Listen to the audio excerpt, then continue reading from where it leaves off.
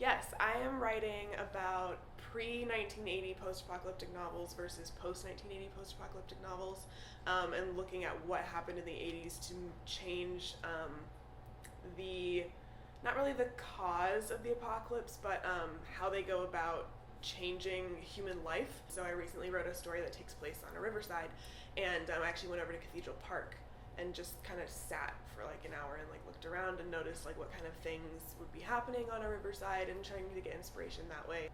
I guess free flowing kind of goes off like against the other two, but even though I'm purposeful and I am organized, once I actually get to the writing part, it's kind of like just my hands typing, and I don't really stop and make sentence level corrections until the very end. So. This is a blood orange mimosa. If you care to try it. Right now, I'm working on a memoir of the mansion. Back in the day of when the cross country team had that house, just a couple doors down. Talking to a bunch of people who were there, and it's kind of like the rise and fall of like that scene. You know, if I had to put money aside, it would be writing books. You know, just hanging out in my house and drinking coffee and just writing stories and going out and meeting people, writing their story. Most definitely, I find myself my worst pet peeve. But I think writing really gets out what you need to, what you need to reflect with yourself. Alright. What's the cat's name? Socks, but I call him Sergeant Meowenstein. I wanted it to be like a roller coaster of emotions because it goes ups and downs with the excitement of going to a aquatic park and having fun, but then realizing your parents' car got broken into and you got your shit stolen. It's kind of like that idea where you read books to escape from reality. It's like fiction makes more sense than real life. I forgot who said that. I think it was like Huxley or something. Aldous Huxley. He was just like, we read fiction because it makes more sense or has more, it feels more real than reality or something like that.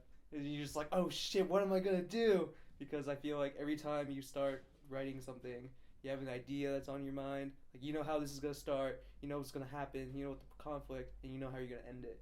No, it never happens.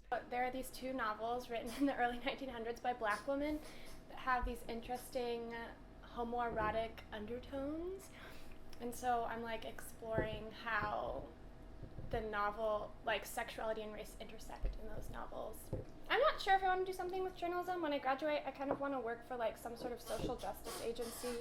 I don't know if like that would be in like a writing capacity or some other capacity, but it would be cool to eventually work at some like magazine like Yes or something like that. Probably my dad the most, because we would always go like buy books when I was little. We would like go to Powell's and spend hours there. The first story I wrote, I think, was like by hand, and it was about how the cat got its tail. And it was like this little bratty kid like pulled the cat's tail when they were chasing it, and it stretched out or something like that. And I was like, I don't know, like 7 or something. It's been pretty wide open for the actual personal short stories, but we've written apocalyptic pieces and some other guided pieces like that. It's been interesting to learn some different techniques. I try to go for just like describing images more, I guess, like the action and stuff, and focusing on that, because I mean, like, I guess Hemingway got me into writing first, and then it was Kerouac, and the way they write is very it's visual, I guess, a lot of it, even though much of it is on multiple sensory levels. Like, it's all like it's a big image kind of. And recently trying to learn how to introduce like eco-critical thoughts and then other stuff like that in my writing. Well, I'd love to be published and paid to be published. That'd be really awesome. I'd like to work in fiction at some point too, and possibly teach overseas. Let me call this fool up. All right, Dad. So, tell me a little bit about writing. Well, what do you want to know? How did I get started in this? I was just very interested in it from a very early age. You know, when I found Joyce in the 8th grade, I was just very liberated by his humor. Suddenly it dawned on me that there was images and music there together in writing.